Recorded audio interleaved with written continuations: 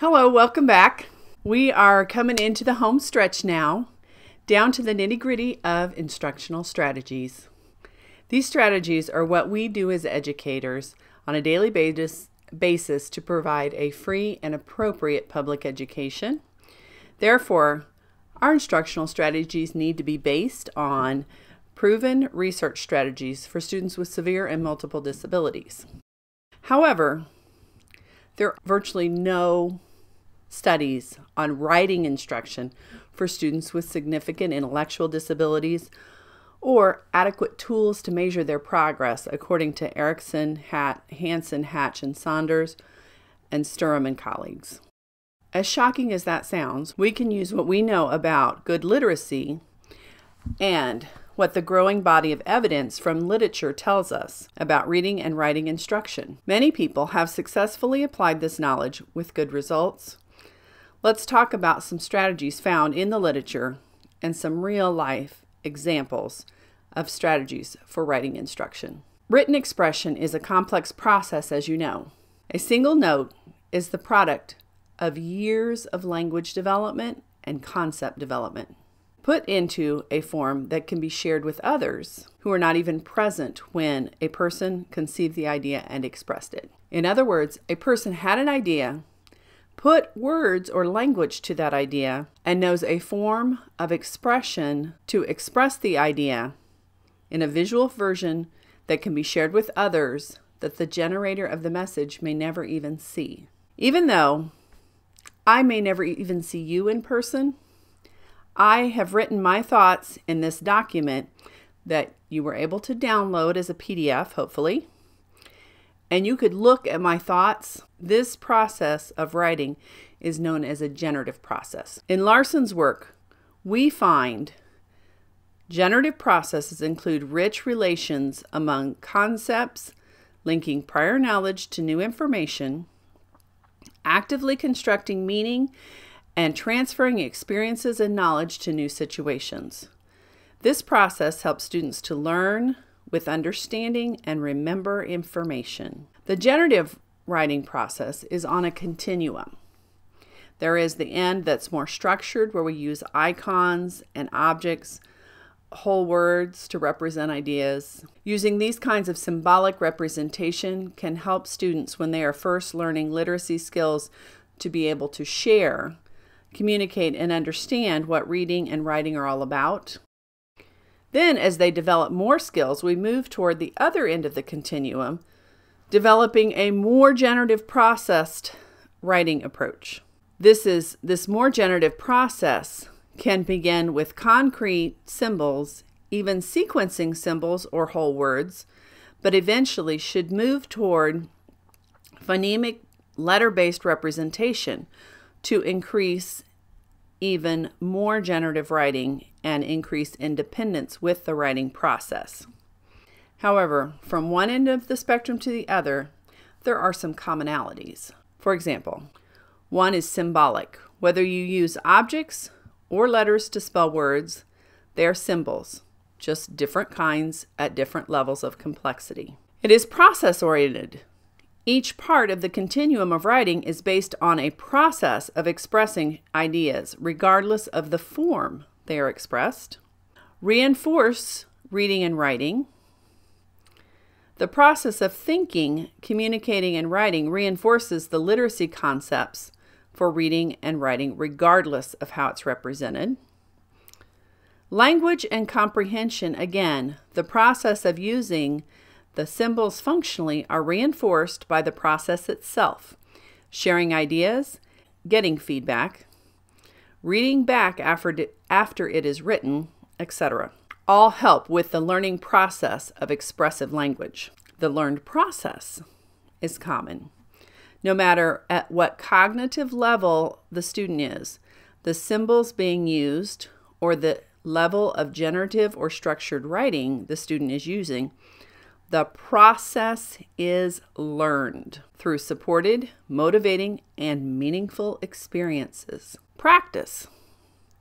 The student has to have access and the ability to use the tools that are meaningful in order to be successful at participating in the writing process. According to K. Raining-Bird, Cleve, White, Pike, and Helmke, they tell us that to make literacy instruction meaningful and to maximize comprehension, writing instruction is essential. Learning to read helps students learn to write, and learning to write helps students learn to read better. It's a cyclical process that is part of comprehensive instruction. So having the appropriate tools and time to practice will be essential. Downing shares that the most effective reading and writing instruction happens in everyday activities.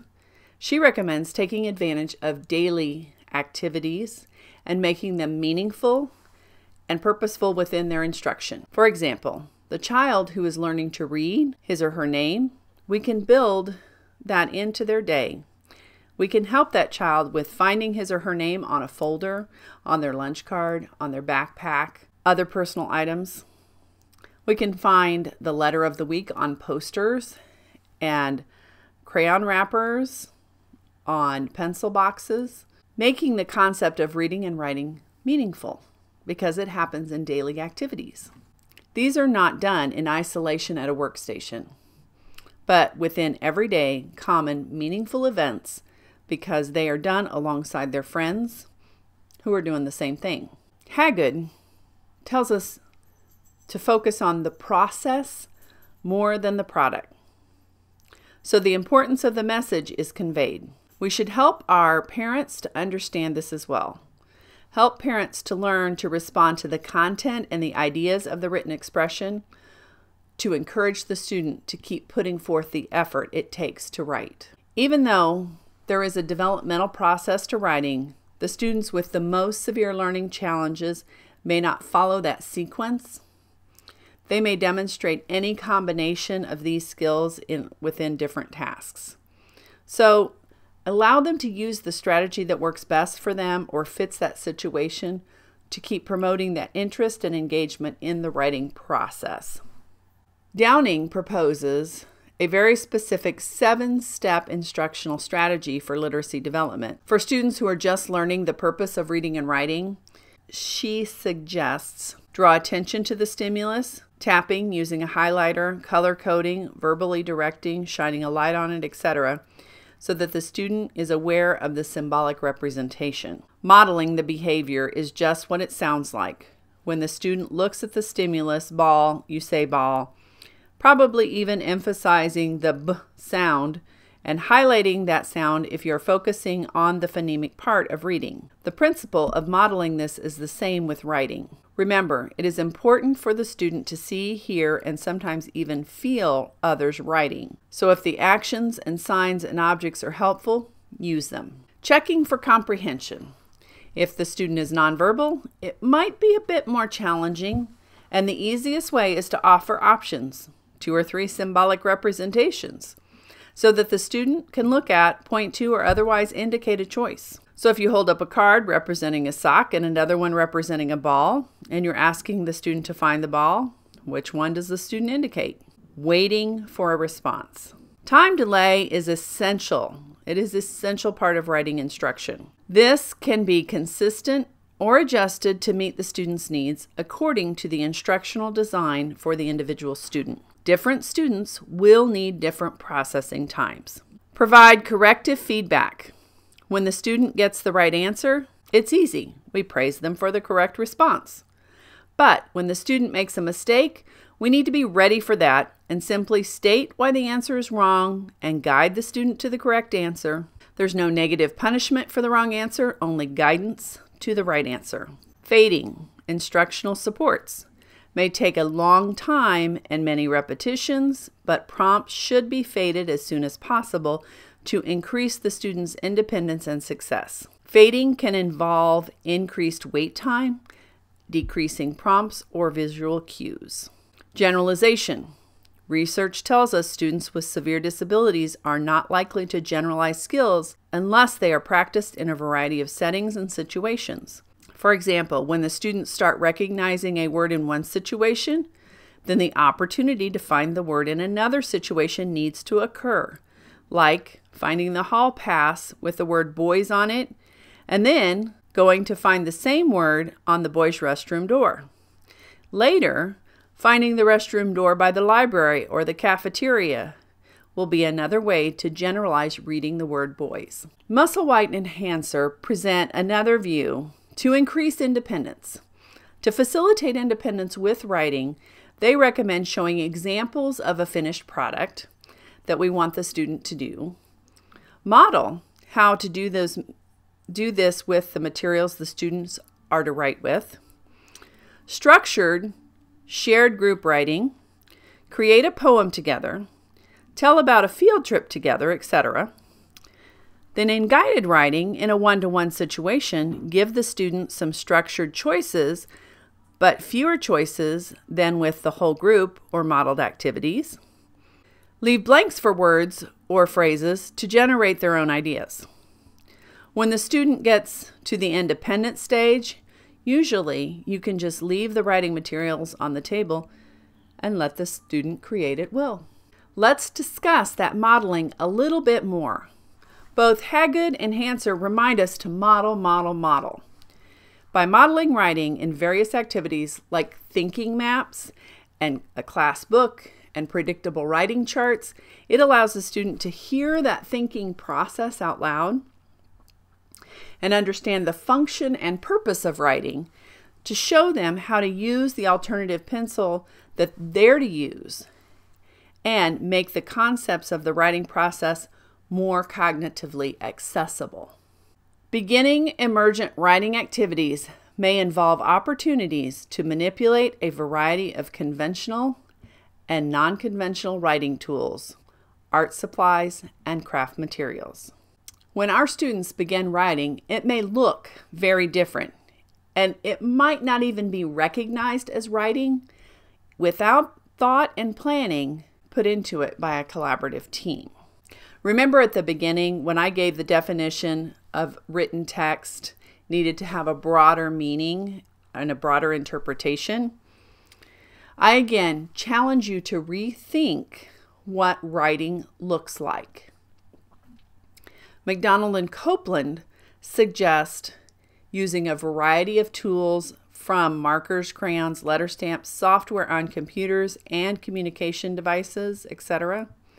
As well as Browder and colleagues suggest writing with pictures, phrases, sight words, word bank, software with text selection options, alternative keyboards, on-screen keyboards, just to name a few options. When we are talking about writing, it is not just limited to pencils and paper.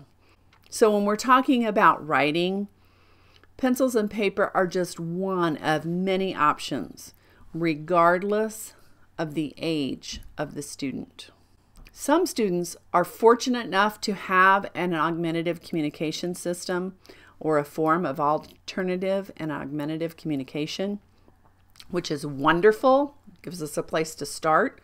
But sometimes that communication system doesn't lend itself easily to written expression, and too often AAC users are forced to keep using pencils that aren't working.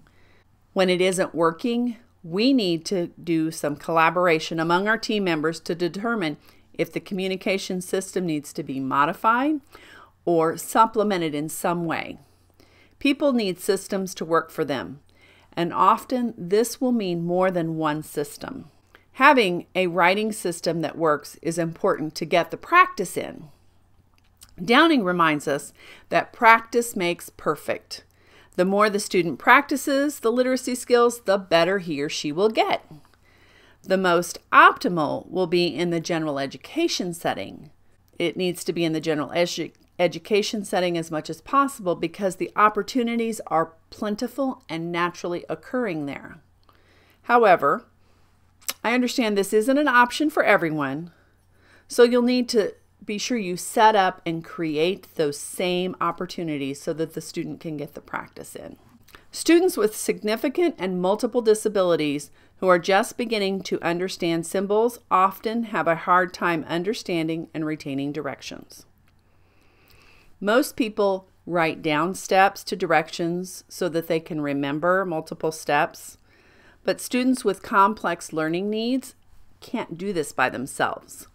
Since they can't write the steps down in a typical fashion, we have schedules and task lists and other tools which are essential and important part of the literacy process and literacy experiences to increase comprehension. But these also give an opportunity to practice the written expression with the proper support. There are many forms of media that can be easily used within daily activities that lend themselves easily to facilitate writing instruction in a systematic manner. Browder and colleagues, Downing, McDonald and Copeland, all propose several options like schedules, names on various assignments and papers, graphic organizers or thinking maps, writing poems, books, and journals, joint activities like stories, reports, poems, story quilt, also using a PowerPoint photo presentation of information. And these are just the beginning. You know your student and your classroom and your routines, so be creative.